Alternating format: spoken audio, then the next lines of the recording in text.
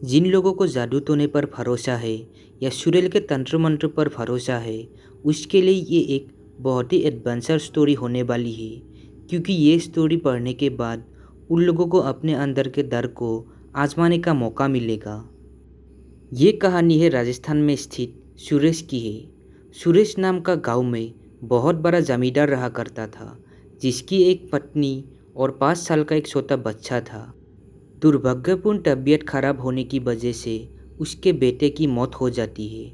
वो बच्चा उन दोनों का इकलौता बच्चा था, जिसकी मृत्यु से उन्हें बहुत ठेस पहुंचती है। जमींदार और उसकी पत्नी बच्चे की लाश को देखकर बहुत ज़्यादा दुखी थे, पर आखिरकार बच्चे के लाश को गांव के ही बाहर पीपल के पेड़ के नीचे दफना दिया गया। उसी गांव में एक चुड़ैल रहती थी, पर उसके चुड़ैल होने का पता पूरे गांव वालों को नहीं था। और वो चुड़ैल अभी भी जादू टोना सीख रही थी। वो भी तंत्र मंत्र सीखने की अपनी विद्या को बढ़ा रही थी, ताकि वो कई प्रकार की जादू कर सके। लगभग उनकी तंत्र मंत्र की विद्या पूरी होने ही वाली थी। बस एक आखिरी पड़ाव था, जिसमें उसको एक ऐसी शक्ति हासिल करनी थी जिससे वो किसी की भी जान को किसी दूसरे इंसान की जान में डाल सके, या अपनी शक्ति द्वारा किसी मृत इंसान को जीवित कर सके और उसे अपने इशारों पर कुछ भी करा सके। अगर वो अपनी शक्ति से किसी मृत इंसान को जीवित कर दे और फिर अपनी शक्ति से उसकी आत्मा को फिर से बाहर निकाल दे, तो वो सबसे शक्तिशाली चुड़ैल बन जाएगी। पर इस अंतिम पड़ाव को पूरा करने के लिए उसे एक लाश की ज़रूरत थी। तो आखिरकार उस चुड़ैल को इस बात की पता चल गई कि एक छोटे बच्चे की मृत्यु हुई है और उसकी लाश को एक पीपल के पेड़ के नीचे दफना दिया गया है।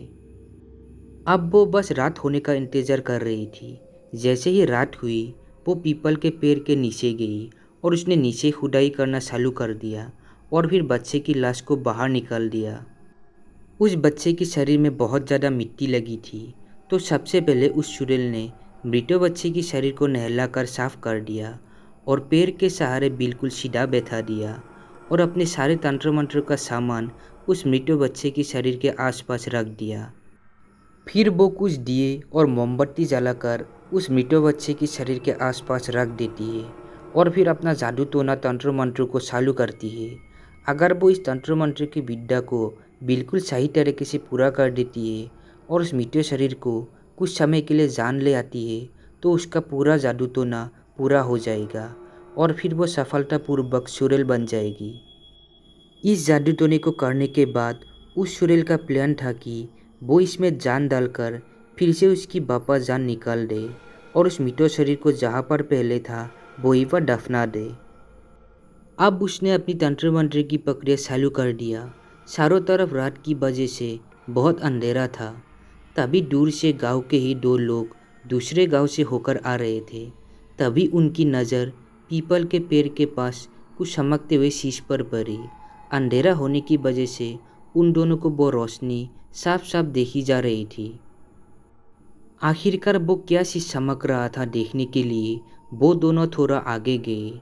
अब वो दोनों एक पेड़ के पीछे खड़े होकर सारा नज़ारा देख रहे थे।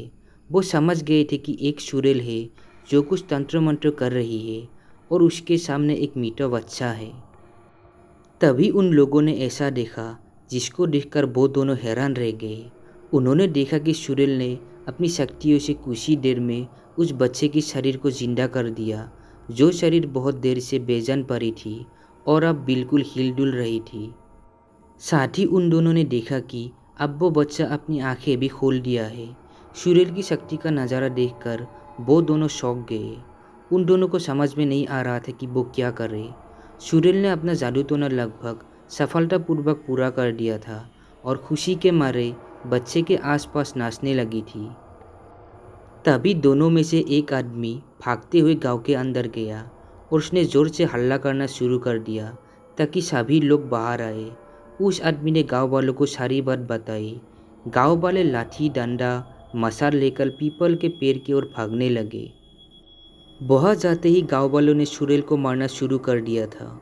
उसके जितने भी तंत्र मंत्र के सामान थे सबको तोड़ना फोड़ना शुरू कर दिया। लेकिन अभी भी उस चुड़ैल का जादू टोना पूरा नहीं हुआ था, क्योंकि अभी भी उस बच्चे को उसके जान को वापस निकालना था, जो संभव नहीं हो पाया। सारे गांव वाले उस बच्चे को देखकर हैरान थे। सबने फैसला किया कि उस चुड़ैल को मार दिया जाए, पर उस बच्चे के माता पिता ने उसको ये करने से रोक दिया।